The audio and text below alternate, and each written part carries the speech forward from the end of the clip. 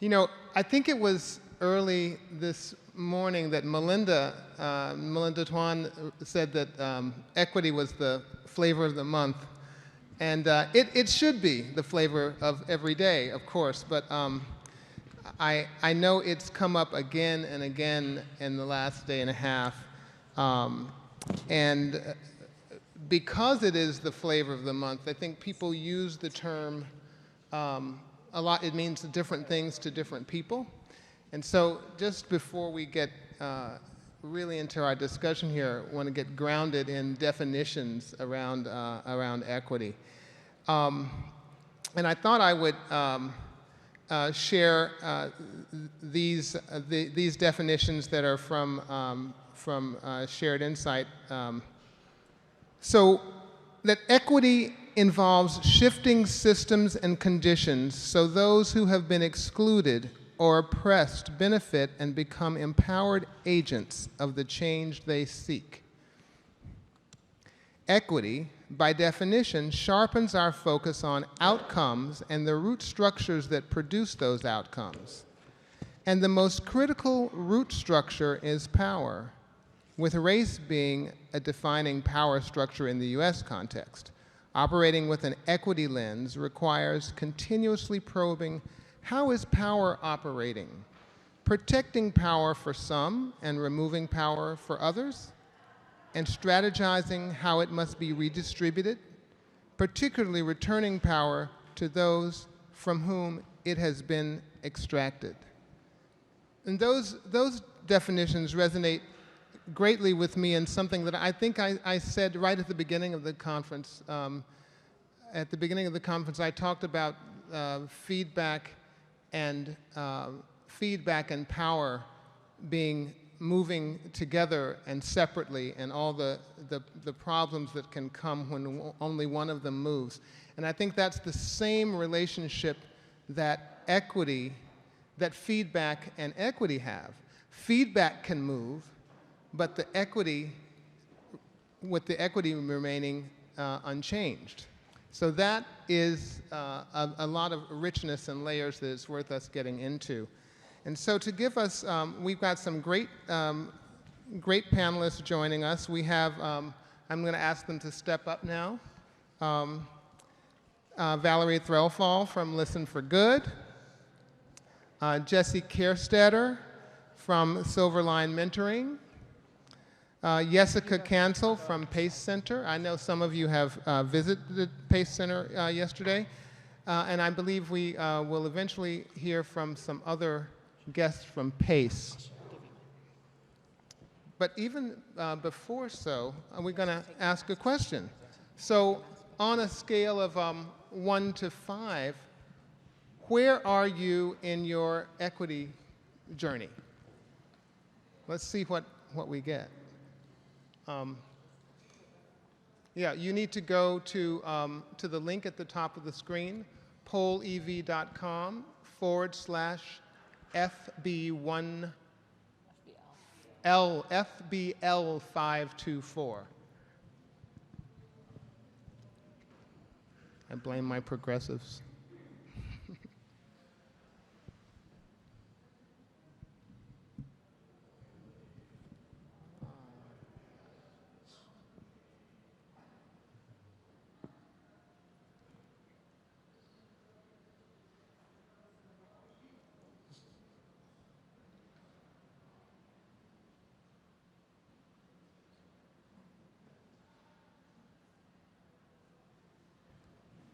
So I would say it's pretty clear that everyone here feels they have something to learn from this conversation. So I think that's a perfect point at which to turn this over to Valerie, who's going to set some rich context for our conversation. Thank you. So as Bryan indicated, the conversation of what is the relationship between feedback and equity, I think we've all said that feedback should be in service of equity and should be advancing equity, but the question is really, how does that happen, and how can we make that happen? So that's something I want to give a little bit of framing, and then I think we'll hear from the panelists. Can we move? Do you have slide control, or can I? There we go. Oh, now I got the power. Okay. Speaking of power, just I want to sort of set a little bit of framing. So as a field, I think we've done a remarkable job, and credit to organizations like Feedback Labs and others for really elevating the importance of the idea of a feedback loop and the idea of key concepts such as closing the loop and making sure that both gathering and responding to feedback becomes much more of a norm. But as I mentioned, I think where we haven't really spent as much time is exploring the specific conditions under which feedback can be equity advancing. So again, we say it's a goal, but how does that happen? As Bryan indicated, in just his opening comments, I think achieving equity doesn't happen by accident when you're doing feedback. It requires extreme intentionality and a clear analysis of how power is operating in a system. And in particular, specific steps need to be formulated to think about how to recenter that power. It doesn't just happen. It takes intentionality. It takes specific actions. And so when we look at feedback as a practice, I think we have to do the same thing and think about how can we advance equity and what does it take. And so from the work that Listen for Good has been doing, I would say we've come to believe that it really rests on two major qualities to think about how a feedback system can advance equity and shift power within an organizational system. So first, a key is really the quality of the organization's feedback practice. So how is that feedback practice implemented? And secondly, how an organization then reinforces its feedback practice through its other actions. Let me go through each of these a little bit in turn. So when we talk about quality, I think we have to acknowledge, and I don't think we've done this that much candidly as a field, that all feedback systems are not equally good. And in fact, many are quite performative. And if they are not implemented well, they really do little to amplify voice authentically or shift power. And so at Listen for Good, as a capacity building initiative, a few years ago, we really tried to set out and define what makes a practice high quality. What does it look like? And we came up with a number of different aspects to the practice of feedback that we thought were important. Feedback has to be gathered repeatedly. An organization has to seek high representation rates and response rates in the case of surveys from the communities being served. So it has to really be representative feedback that's gathered. It's also a best practice to disaggregate the feedback. We've heard that a lot today, the idea of disaggregating feedback by specific client subgroups, whether that's client's age, gender, or race and ethnicity, for example.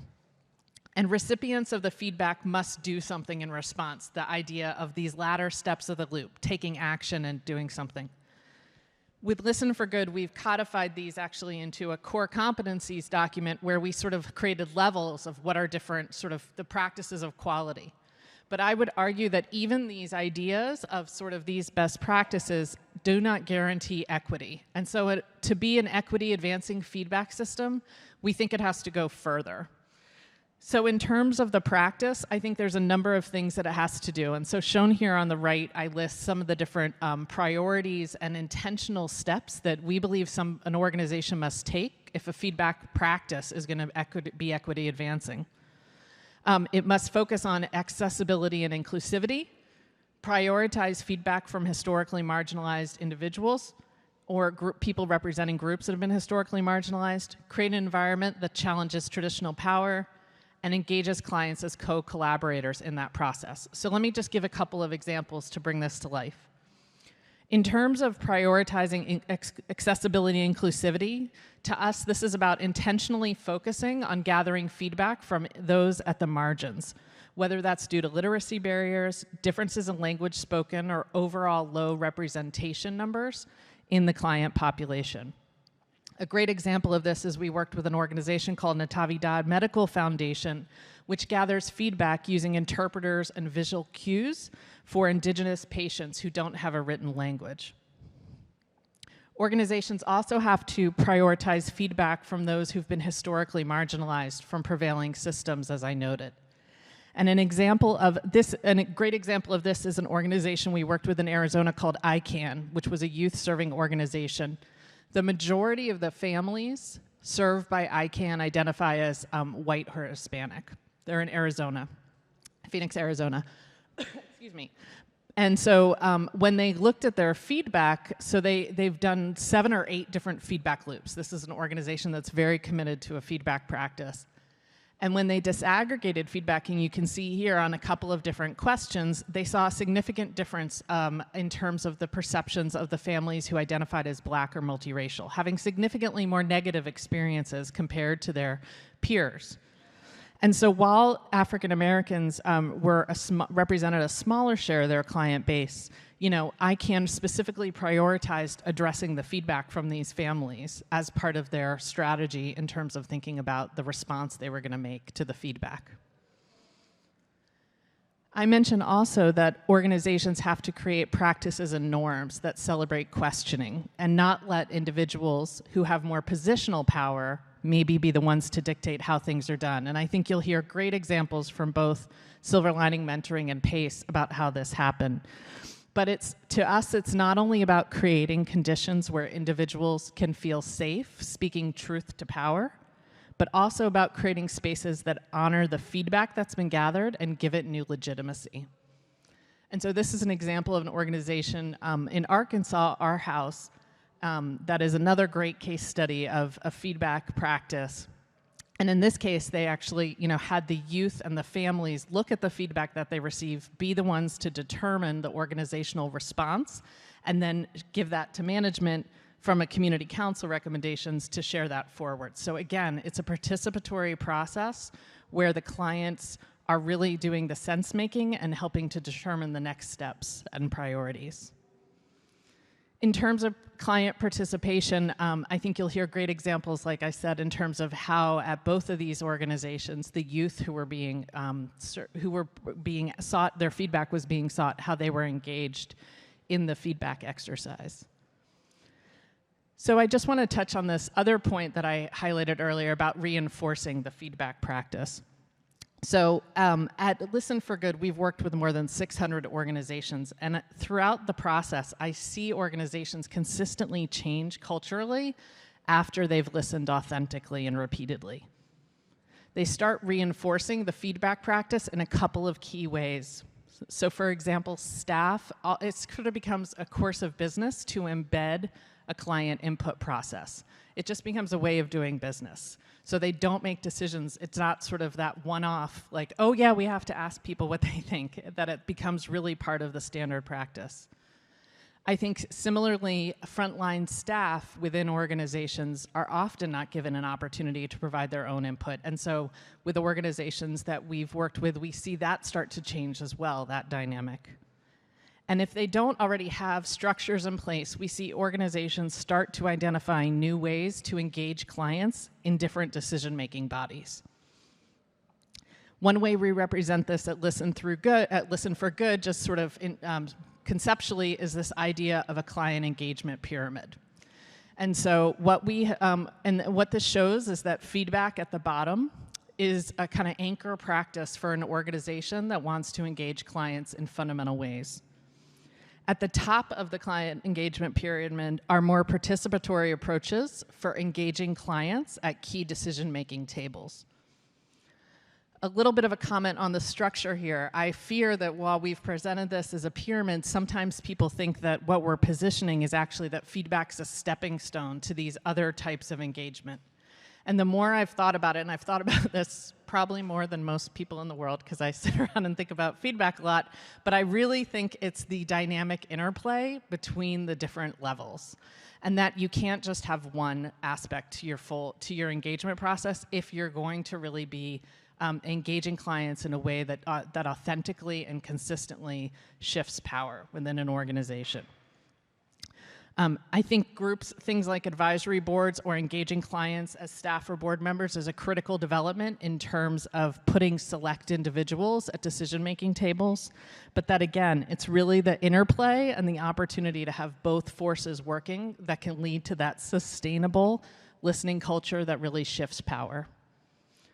And just one quick example before we turn to the panel, and I think the panel will really bring this concepts to life, is an organization called Compass Working Capital. They're based in Boston, Massachusetts. And they are a program that does financial asset building. for individuals. And so what Compass took part in Listen for Good and used it to not only improve their feedback systems, but then they also had not had a client advisory board. And so they also set up a client advisory board for the first time. And what they found is that the advisory board provided key operational input, particularly during COVID, about how services should be offered and packaged to make things most accessible. And then they use the feedback process to get ongoing feedback from their broader client base, testing those ideas. So hopefully that's a little bit of framing for us to kind of build on. But again, I think these concepts will both be fabulously illustrated by the two organizations today. Thanks. Thanks, Valerie.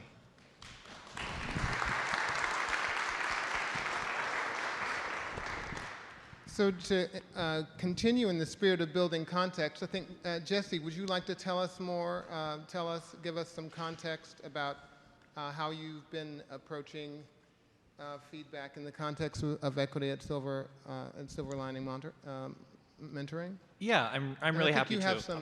I have just a couple of slides with just our mission statement and our equity vision. Oops. But yes, so Silver Lining Mentoring is, oops, wrong direction. Wait.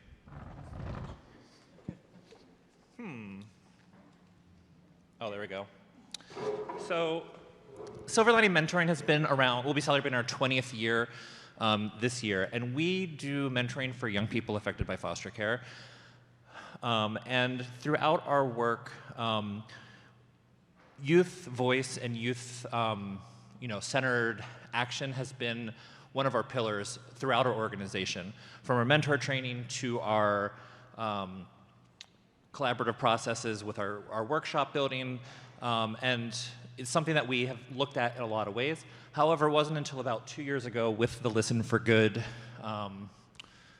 opportunity that we really started to create really good feedback loops where we're getting information that is not only going to impact the way that our young people are doing in their relationships, but it's going to support the resources we're able to give the mentors who are doing some of the direct work with our young people, as well as our programming staff.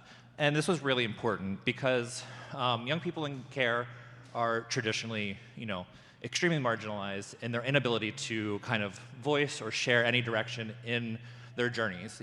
Some foster care communities are talking more about permanency and having them, be there to talk about where they're going to live in the future and things like that. But for the most part, if they're not in a foster home, if they're in a residence, they're subject to the policies and rules of these places. They have, very limited contact with, caring adults who just wouldn't be there versus paid staff who are just doing the things that they're kind of expected to do. So we started to build out our work with our feedback loops and find times to, give them voice. Around this time, we also started to develop our participant advisory board, which is made up of transition-age youth who are about 18 and older, who are able to come once a month to spend 2 hours with us to not only have a voice in the programmatic structure and support of the organization, but also to learn things like leadership development and continue to build community. And of course, right around this time, for the feedback loops as well as for the participant advisory board, we quickly switched to virtual because of COVID. So we had a lot of work of like, how do we make sure that we're still having young people come to the table, making sure that young people have access to the internet, have access to their health resources that they need. But through the participant advisory board, we were really able to find out what would be the best way, what are the best questions, what are the best topics to ask young people about their experiences at Silver Lining Mentoring, because we found that our young people who are on the participant advisory board and in our community in general are like very generous in their desire that other people who are systems involved have the support and the community that they need, because they have found that the relationships that they have are important. So look, one of the things that they really wanted to do was talk about, let's see, the other people in our community, do they feel safe? Can we do this? And so through the process, we found that theme of safety, but we realized that because of using anonymous surveys, that if a young person were to say that they weren't safe or that they weren't there was any immediate danger, like we wouldn't be able to respond to them. So we kind of had to tweak that and kind of guide how we were going to ask people if they were safe and connected. So one of the things that we started to ask was,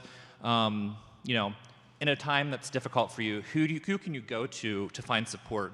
And we're really happy that 84% of our young people who completed the survey were saying that they can go to their mentor. And then we also found out that they have other people in their community they go for, as well as other people in silver lining mentoring. Yeah. Oh, I'm not cutting Oh, okay. Sorry. I was like, gotta look, and I wasn't sure. But also, before all of this happened, SLM has been working really hard to work on our equity vision, and this was drafted by our diversity, equity, and inclusion working group, who is really trying to find ways to think about, that period of equity and feedback of how do we get young people who have come out of the program, and how do we get them involved into being mentors, being staff members, and other active ways that they want to be involved within their community. And we've started to also just look at perception of how equity happens within our organization by asking our mentors in our most recent feedback loop around, here's our equity vision. We don't know if you know this or not, but how, from your perspective, how ingrained in the work that we do is it? Either you don't see this happening, or this is, like the opening question, it's kind of baked into our DNA. And we've got some interesting ideas of how that happened. Also with our PAB and some of our equity work following, the murder of George Floyd and other things during 2020, we knew that our young people wanted to have challenging conversations with our mentors. We knew our mentors wanted to have challenging conversations with our young people about race and about identity. So the PAB worked with another kind of subgroup of our DEI task force, our anti-racist working group, to kind of figure out how can we create workshops that are co-led from our PAB and our staff for mentors and mentees to figure out how can we talk. Because another thing when we think about equity in our organization is that a majority of our mentors are older white women who are middle class or higher class, and have a lot different access to resources, and our young people are under 18 or under. They're predominantly black and brown young people, as well as there's within silver lining mentoring and foster care in general, there is a disproportionate number of young people who are who identify as LGBTQ. So we really wanted to make sure that our young people can be their authentic selves, talk about themselves, and have someone who can be supportive there and listen to them. Yeah, so I think that's some of our major equity work that's happening at SLM with feedback. That's great. I think before we start peppering people with questions, we're going to pass it on to Yessica to give us a sense of context about what you've been doing, Yessica, at PACE. And I believe you've actually been joined, some other people have joined our conversation. I think they probably need to be recognized. So I think we all need to know who they are. Maybe you might want to introduce them. Absolutely. Hi, everybody. Thank you for joining us this afternoon.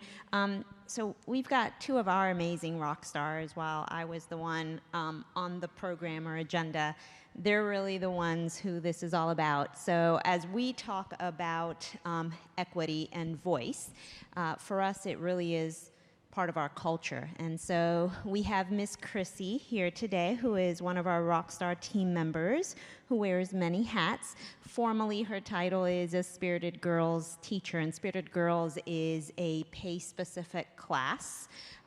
We say it's a class, but it really is about how to have a successful life, a meaningful life. And she's also our Girls Leadership Council liaison. So she works partnering with both the local council as well as the statewide council. And we also have our magnificent, beautiful, and brilliant human being, our GLC, Girls Leadership Council representative for our Clay Center, and Clay is about 30 minutes away from Jacksonville, who is joining us, Prince Juana. And she's also president of her local council and sits on our statewide council. So ladies, thank you so much for joining today.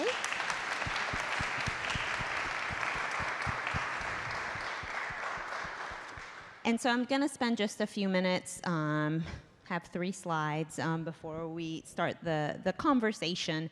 And then, as I mentioned, really, I'm going to want our 2 team members, collaborators, to really be the ones that can share from their vantage point how they live the process of feedback, the process of building equity, and how it's part of our culture, and the things that they've done, literally the changes that they've made to systems and processes with PACE. So PACE, high level, we work with, we call them at promise girls. They're girls who have had challenges in life and come to us with a multitude of ACEs or risk factors. We serve middle and high school age girls.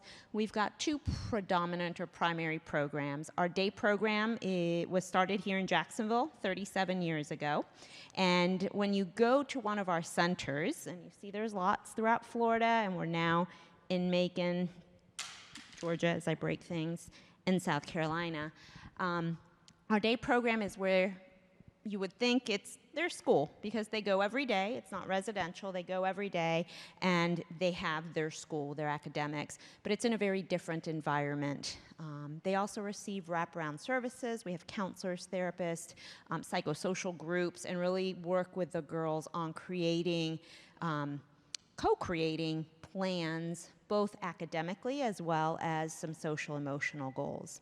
Our REACH program, which we are in 16, I believe, locations now, communities and growing, that doesn't include the academic side of the house, and we go to where the girls are at. So we have partnerships with schools, community centers, other programs where we will go and meet the girl and provide the therapy, group work, and so forth.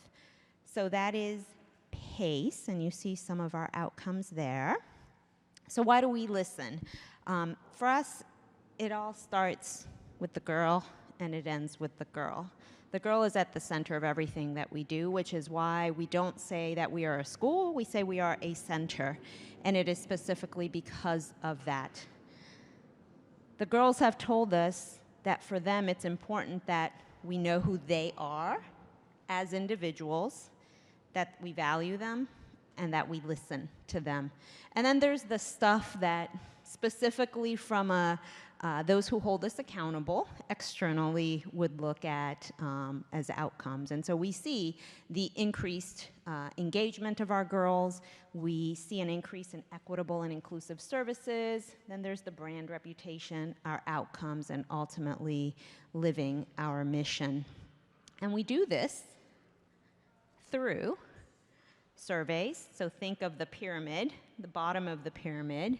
Our Girls Leadership Council, right? That was really in the second tier of the pyramid. And then girls' voices in the community. We, specifically in Florida, because we've been here for a while, we have a very strong reputation around advocacy being led by our girls. Once a year, we go to Tallahassee, our state capital. We meet with legislators. We advocate with the legislators directly on the things that we believe are important and that we need. And we also are very aware of policies that are either being written or in the process of being passed, and sometimes we support those policies. So our girls go tell their legislators, yes, this is why we support this policy, or sometimes we don't support the policy, and they will meet with their legislators and let them know why the policy is not good, what challenges or barriers it may impose. And so they have direct access and direct ability to influence literally the laws that are passed in the state of Florida. And then lastly, as I briefly mentioned, but this is our overlay of the pyramid, I will say this is specific to our girls. I could overlay a pyramid for our team members, because we talked and Valerie talked about staff and frontline team members being able to also have a voice at the table. We've got processes and systems as well for our team members, because again, for us, it's our culture. Our families, we do caregiver surveys, we engage our caregivers and our communities in general in letting us know, and in being at the table and creating what needs to happen next. Thank you. That was us. Great. Thank you.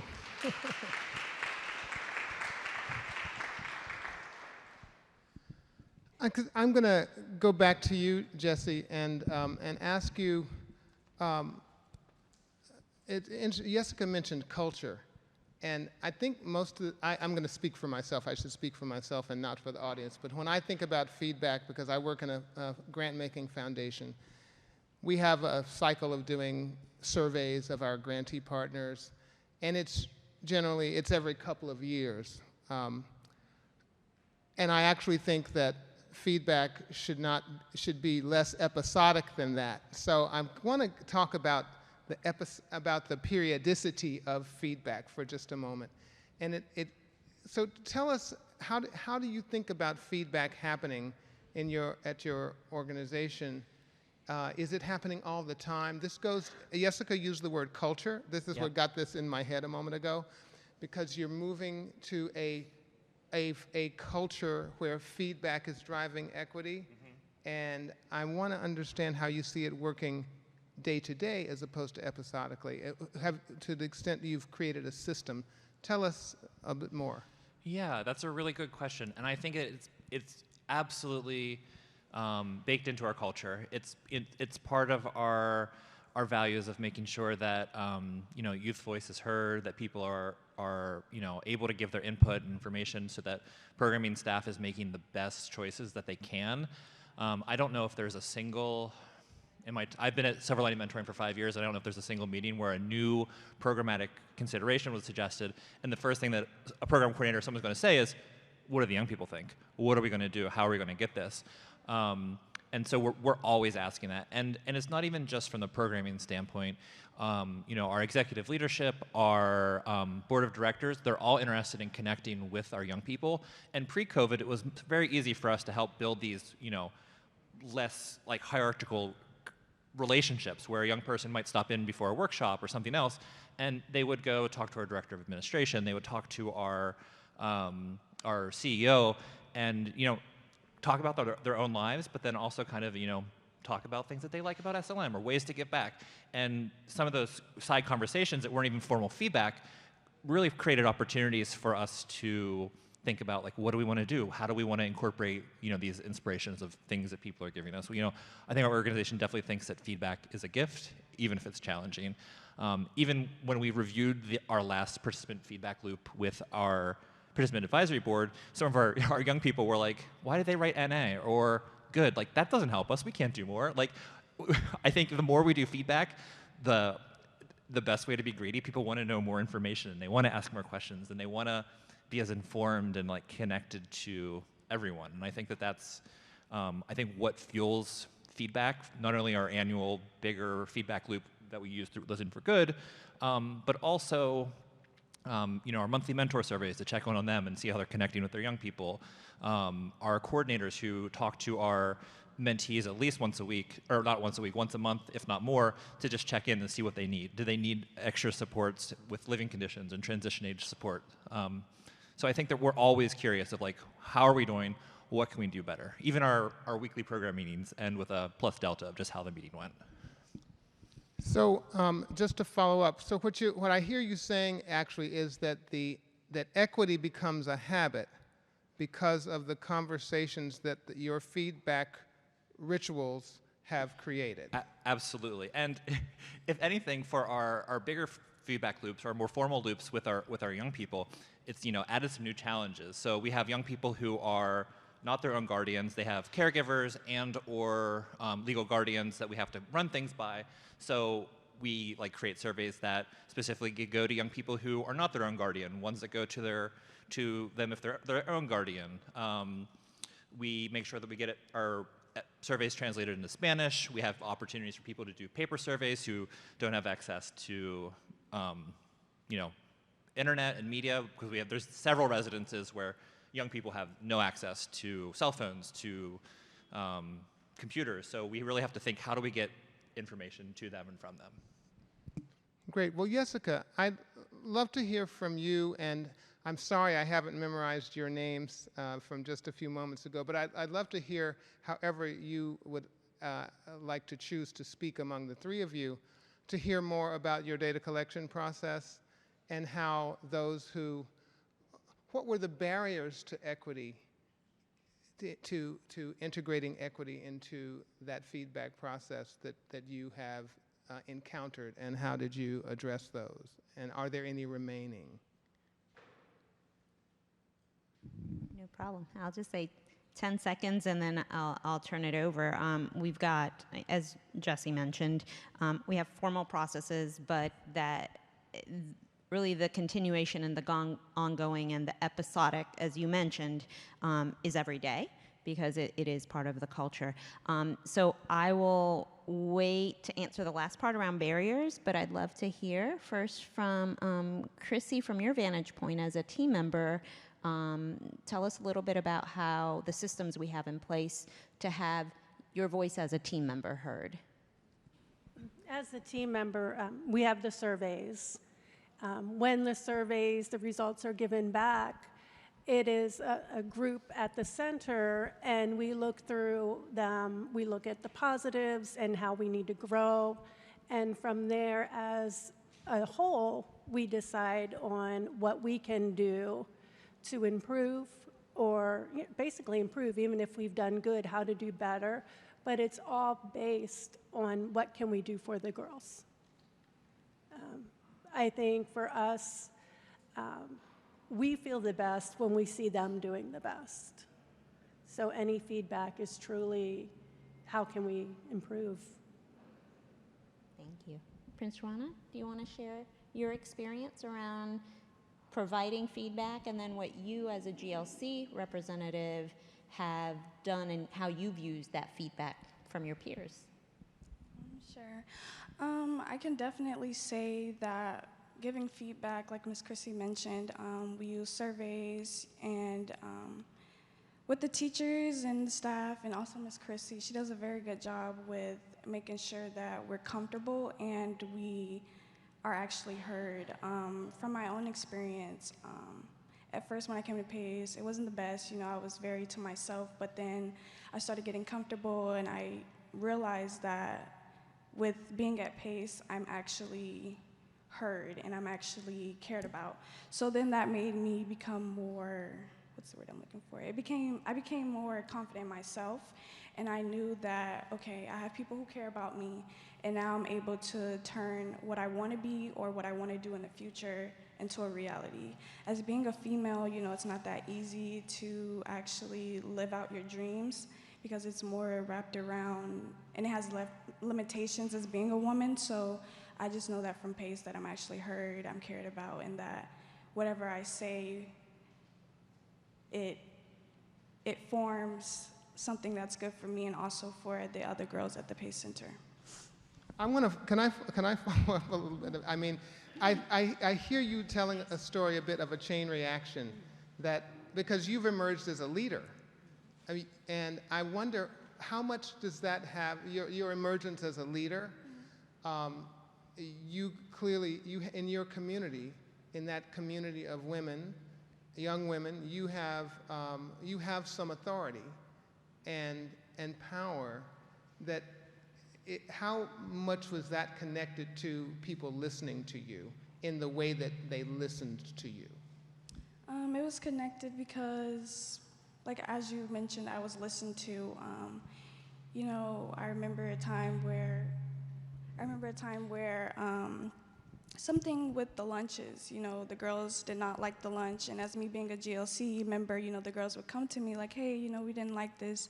So then I took it upon myself to come together with the other leaders in GLC and the other members of the Girls Leadership Council, and we thought about, hey, maybe we can go to our lunch lady and ask her, this day, Monday, Tuesday, and Wednesday, we had good food, but Friday, it wasn't the best, and nobody liked it. So we were able to come together and come up with a good plan that benefited all the girls. And with the teachers listening, we also had a say-so in what we wore. Like, we were able to pick which colors we want. We actually chose these colors. We chose our sweatshirts colors. We chose everything, you know. And it's mostly, like Ms. Yessica mentioned, that it's wrapped around the benefiting and us being comfortable with pace and what we like and what we dislike. And so, thank you guys. The challenges, you know, when you talk to challenges, I think Prince Juana mentioned it when she said, you know, as a girl, as a woman, things are already difficult just from the get-go, and you could add intersectionality of, you know, gender identity, socioeconomic status, all of those things as well. One of the challenges that we are facing, that we're learning and working through, is once someone has or feels like they do have a seat at the table and they've been empowered, what then? If you don't know what to do with that power, if the way that you've been raised, your society, so I myself am Puerto Rican, culturally Hispanic, as a woman, there's certain expectations. If I was born and raised with this concept, and all of a sudden now I have this power, I don't know what to do with it, and I don't know how to use it. And that's a challenge that we're currently, and it's actually interesting because it's not so much with our girls, it's more so with the adults, with our team members. How do we use this power now that we know we have? And it's not so much that it's been given to us, it's that this is the environment where we are working in. How do we use it, and how do we use it for good? Because we haven't been taught. We haven't necessarily been in an environment where we know, oh, this is how I use this. So to us, that's the challenge that we're intentionally working on right now. I have a question for each of you in turn, and you can answer it in whichever order. When you're ready, you answer, and the other person can follow. But Valerie was saying earlier, back to the very foundation of this conversation, is that the way that we can have feedback drive equity is to design equity into the process of gathering feedback. And we want that to endure. We don't want it to be a one-time event, but we want it to be repeatable, so it becomes cultural in our organization. Do you each feel that if you exited your organization tomorrow, have you established a process that would endure in terms of the how of the gathering of the feedback? And then I have a question after this for Valerie about what we do with it.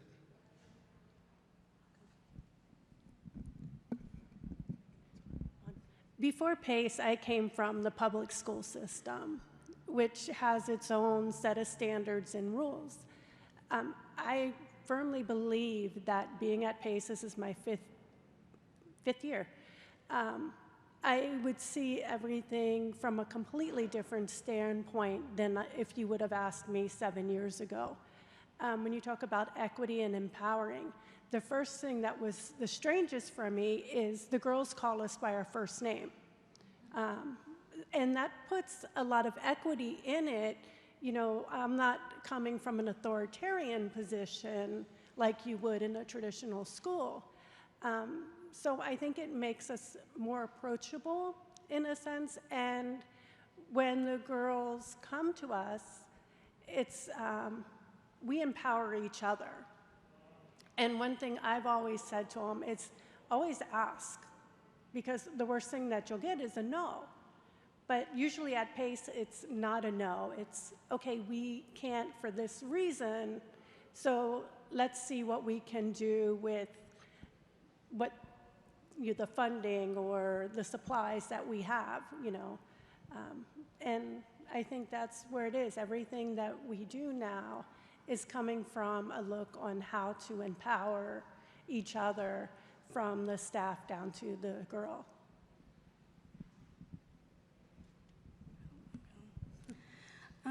Of course, before I came to PACE, I wasn't doing the best I wasn't as open.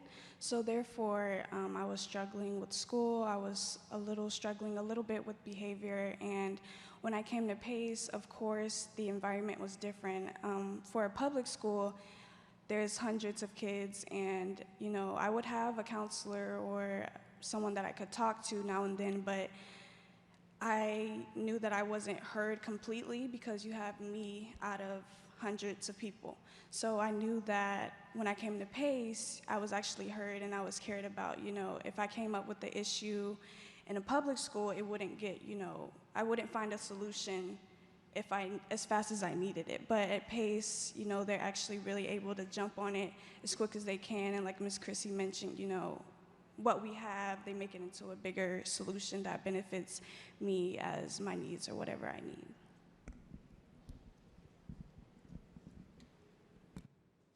So if I disappeared, and I think that the process would not stay the same, but I think that our organization would be absolutely committed to having feedback. But also, I'm hopefully not leaving my organization anytime soon. And I want to change the feedback process no matter what. It's always going to change. It's like our population change, their interests change. We want to make sure that we're getting to our young people and providing an opportunity to hear them, and it's going to change. Like earlier, there was the CEO presentation around using technology and text. We want to find ways that we can make sure that we get to young people. And 2 years of all this social distancing for something where we're trying to use social connection to drive things forward. We're going to always try to innovate, and we're going to lead by what our young people say. No, that's a great point. It's, I think changing is good if we're doing it for the right reasons, and it's really to understand, and it's coming from that feedback. If I were not at my organization, I am confident that it would continue because it's part of our fabric. We're not perfect at it, but we acknowledge that we're not perfect at not just gaining feedback, but truly integrating it and continuously thinking about how do we embed it in everything. And while we've got processes in place that help ensure that it is happening, as leadership changes, as team members change, it's ensuring that as we're bringing people on board, they're indoctrinated into this is our culture and who we are. I think it's also critical to have champions throughout the organization. So our president and CEO is here, and she very much believes and leads. And you always hear about having an executive champion. I think it's about having champions throughout the organization. Take title away, we all have those informal leaders, those people who everyone listens to, in ensuring that those team members or girls in our case really believe in it, and they will ensure that it continues to go on regardless of the individual. If it's happening because of one individual, then we're not doing it right. Well, I wanted to ask you a question, Valerie, that is connected to this, because just to ground us back again to where we started, we all want to be in an organization where the feedback will keep happening, but what we're really talking about here is, does it result in equity? Does the power move, not just the feedback? And I keep in my head picturing your pyramid, Valerie, and it occurred to me a moment ago, is success when everyone when all the stakeholders live in every level of the pyramid? Can you answer that? Is that a reasonable framing? I think it's about shifting. Well, when you say all stakeholders, I think there's a lot of stakeholders who've hung out at certain parts of that pyramid actually, and not deserved. I think just to improve upon my question, it's really the people from whom the feedback has been gathered. When they live at every level of the pyramid, is that success? Yeah. Yes, I think so. And so actually, I was having a conversation with the one organization I mentioned, Compass, and he was talking about that dynamic interplay, and he said, advisory group and council is a powerful force in two ways for them right now. One, it's helping to drive those solutions, right? So when they're coming up with sort of new ideas, but that I think the power of the feedback system at the bottom is if the Girls Leadership Council comes up with a new idea at pace, you have to check with the rest of the population that that's what they want too, right? So that's where you're able to get the reach as well as the sort of deep engagement with in this case the girls, or at Compass with the advisory group sort of at the top. So yes, I think success is where you're moving between and you're using input from both parts of the pyramid on an ongoing basis. That's the dream. So, Yessica, PACE has how many locations? 20 in Florida? 21 in Florida, and then Georgia and South Carolina. And how are you able to speak on how consistently this practice of feedback driving equity is working across those sites? Sure. So I think it depends on the depth. Overall, I can talk to there's absolute consistency because we're continuously in communications and we've got a formal process. So as far as the formal process, everybody follows it. They make sure that Lamari over here gets all her data so she can work with our beautiful and amazing team members and girls. But then there's that informal, and many times or sometimes that informal can truly boost or can detract. And that's the part that's really driven by those champions at the local level. And so we see it. We see where we have centers that may participate in the formal, but when we're talking about the Girls Leadership Council, they're not as strong, or they may have a representative, but they don't have a full leadership council. And then we have those where, regardless of what organization-wide we're doing, they're gonna work together. So I think it is about having those local champions, whether it be with the girls, whether it be with team members, and it doesn't necessarily have to be those in leadership. And I think that's something that we internally sometimes, I wouldn't use the word struggle, but we do bring up a lot that as we're talking about this being part of our culture, it's going back to those power dynamics. While, yes, the executive director should be very engaged in this, it shouldn't have to be led by the executive director, because then, again, you've got the power dynamics, which then I wonder, is it real? If you flip it and you have it being led by the girls or by any other team member, then it's more likely truly something that's within, that's embedded.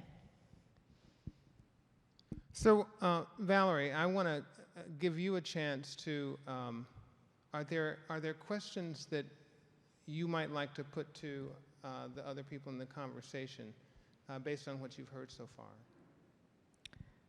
I guess I'd love to, two questions, which you all can choose, but one is for organizations who, we talked about the need, and I think, Yessica, you've spoken so eloquently to like that, the need for sort of embedding this in culture and having spaces where the girls' feedback is viewed with that legitimacy, right? So like if you're not there, as for both of you, if your organization isn't there, like how do you make that happen? How do you create those spaces as organizations? Because I imagine there's people here who aren't in a place where they're fighting some internal, there's some internal sort of change management, for lack of a better phrase, right? Where people, how do they get their colleagues to sort of look at feedback data as something that's a source of great insight? That's a great, for both of you. that's a great question, because I will say that while helping a girl find her voice, that's our nomenclature, helping a girl find her voice and use her voice has been part of our program since inception.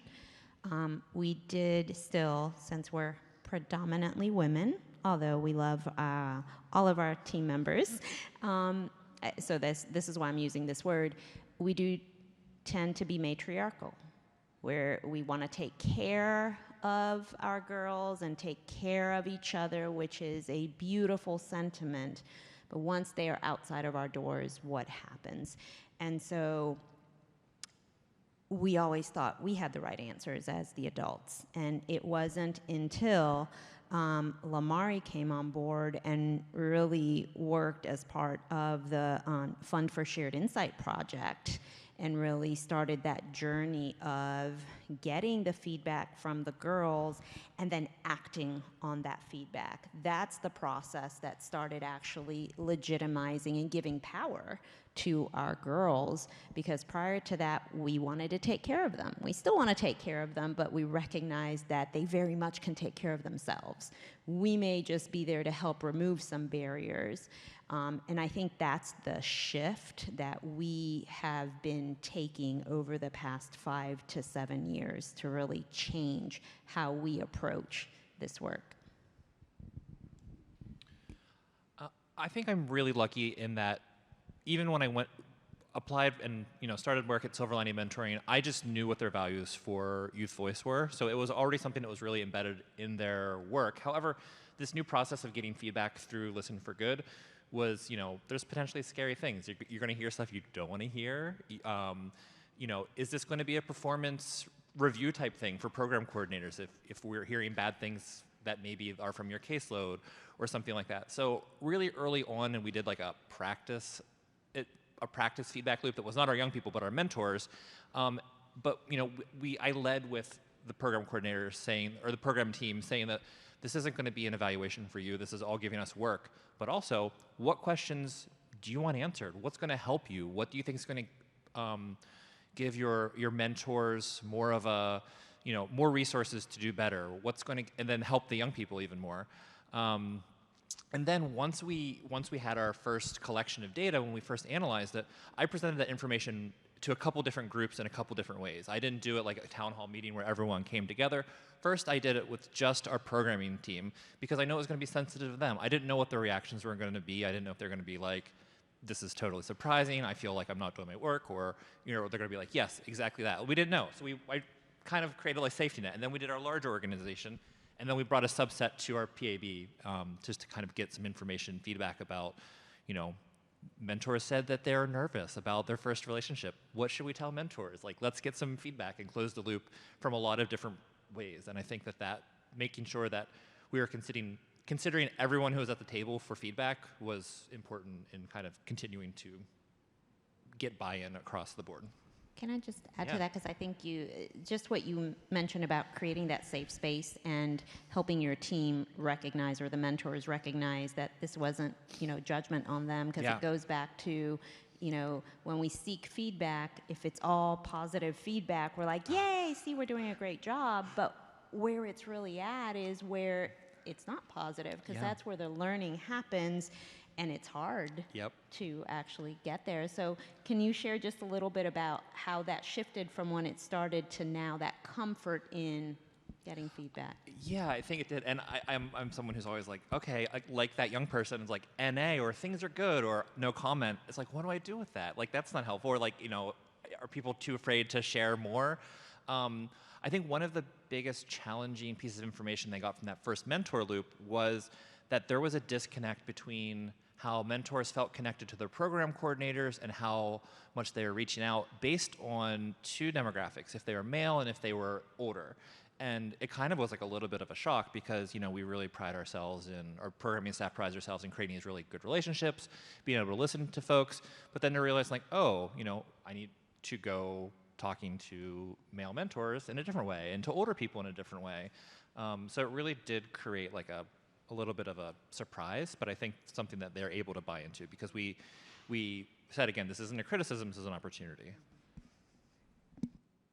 You both are working with young people. And we talked a little bit a while ago about finding one's voice, starting to feel empowered by being listened to and then given power. And I thought a little while ago, we don't have time to talk about anything that's outside the scope and realm of your organizations. But I wonder when these young people have this experience, and maybe you can speak to this, have you taken that outside of your PACE experience? And have you seen people from Silver Lining do that? Take that empowerment and that redistribution of equity and power outside the experience of that they're having in these two organizations. Yes, please. Yes, to answer your question, when I'm outside of PACE, with the resources that they gave me and the things that I've learned from them, I was able to better myself as a person. Like I said, before I came to PACE, I wasn't the best me. But then when I got the feedback from me asking my teachers and mentors questions, I was able to look at it and change myself. So now, I'm able to advocate for myself and speak up for myself and uplift myself. Of course, like I said, mental health wasn't good and everything, but from PACE and everything, I was able to better myself as a person and become more happier and feel appreciated, know that I am loved and that I am appreciated and that I am heard from people. Just to follow on, do you feel empowered to insist upon it? Do you see yourself in the future recognizing when listening isn't happening and when the listening doesn't have equity structured into it? Would you know that when you saw that? Would you speak up? Of course, I would definitely speak up if I seen that, something wasn't right, or I would definitely advocate for myself. And if anybody else wasn't able to advocate for themselves, I would advocate for them, and, be able to, like you said, give feedback and, also receive feedback from what I asked, if that makes sense.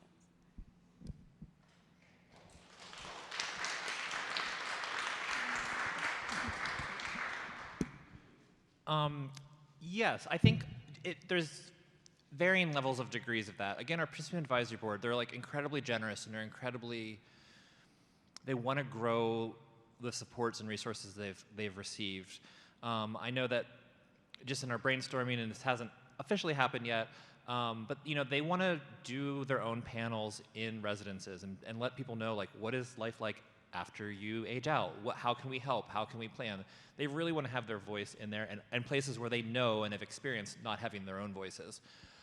One way that our feedback has kind of collaborated with another initiative of trying to improve our transition age youth work is we had a series of focus groups that were for our young people who are, who have already transitioned out of foster care, reflecting back of when they were 16, about like what resources they want, what programs they want. But we also took the opportunity to make sure that we brought in some other young people who aren't part of our program, but from partnering organizations to try to see, is there an alignment with needs, regardless of what their participation was. So I think that we're trying to find new ways where we're able to kind of compare what people are saying, but also provide opportunity and value, their voice, whether they're, a member for, a day or 5 years or not at all part of SLM. Yes, big round of applause for our closing panel. Thank you to Bryan, to the folks at PACE, Listen for Good, Silver Lining Mentoring. Thank you so much.